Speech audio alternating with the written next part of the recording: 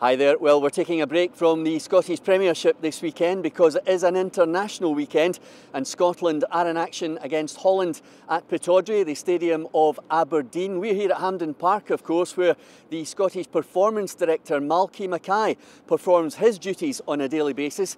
But this weekend he's in charge of Scotland, temporary charge of Scotland. Simon Donnelly and Barry Ferguson with me here at Hampden Park. Simon, temporary charge, do you think it might be longer? I think he's went on record that he hasn't dismissed himself from taking the job on permanent.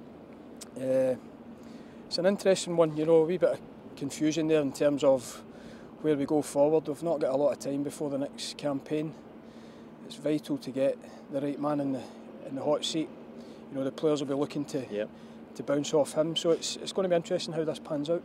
Barry, supposedly the performance director is such an important role here at the SFA at Hampden Park, and yet immediately they need someone to look after the national team. He's dropped in. Yeah, for me it is the most important job.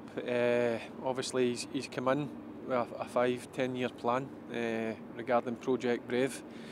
Obviously the SFA have looked, and Malky's obviously managed down in England before. Yeah. He's in the offices, so they've just looked and thought, right, you can take the job.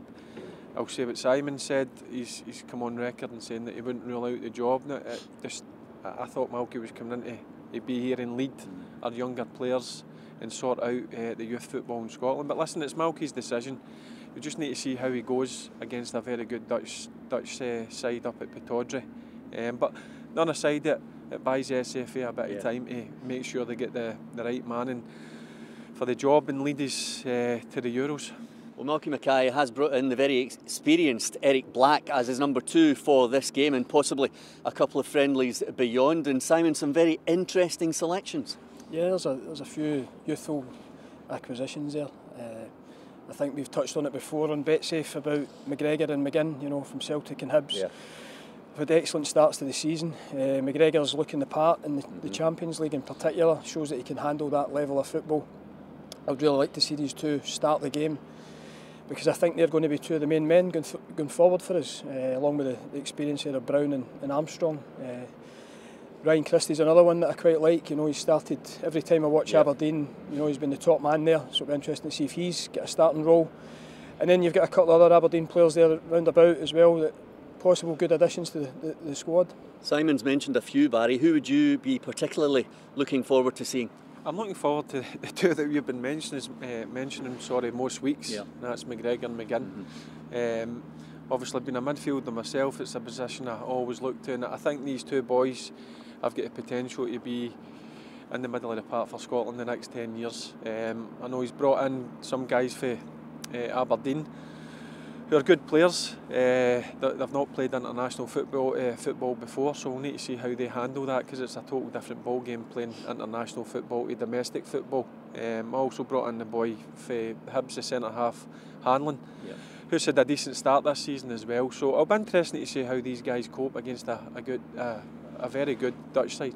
Simon, there has been some criticism of some of the selections by Chris Boyd, the current Kilmarnock player.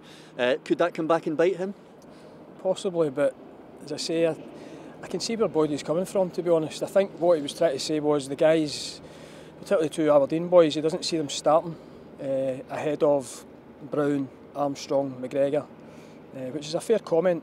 I'm old-fashioned in the sense that we've got 4 or 5 games to go and prepare for the next campaign, go and build a starting 11, strongest possible 11.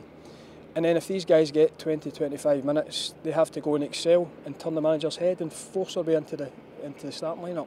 Barry, what have you made of Chris's comment? Yeah, I get them, the same as Simon. He's entitled to his opinion. I actually see where he's coming from with the Graham Shinney thing.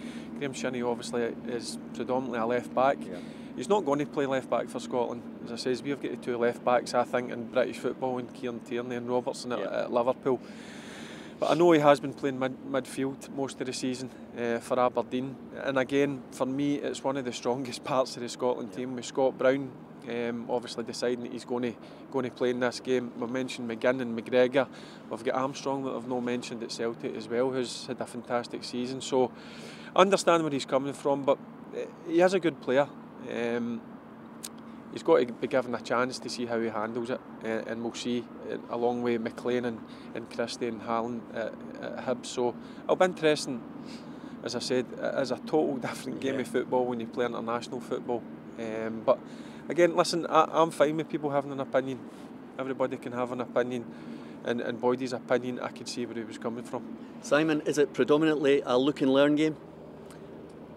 I keep going back to, there's 4 or 5 games. I think you go and try and start with your, I know Griffiths is out injured, but you go and, I think, start building for the first game of the Euros, the qualifiers. So I think you've got to go and put, you can't experiment too much. You know, there's positions there where I see people going straight in. I think the centre back role's questionable.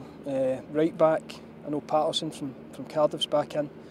So these are the positions that we'll have a look at. But I think, as Fergus says, the likes of the left side's nailed on, middle of the park's nailed on. I think Griffiths up front when he's fit. Yeah. You know, I think the big thing, and again, Fergus will maybe think I'm being biased. The campaign really turned on its head with the Celtic players. You know, 6 or 7 players through it. I'm not being biased, don't worry. But the confidence they brought from their run that they're still on, you know, really brought something to the Scottish team.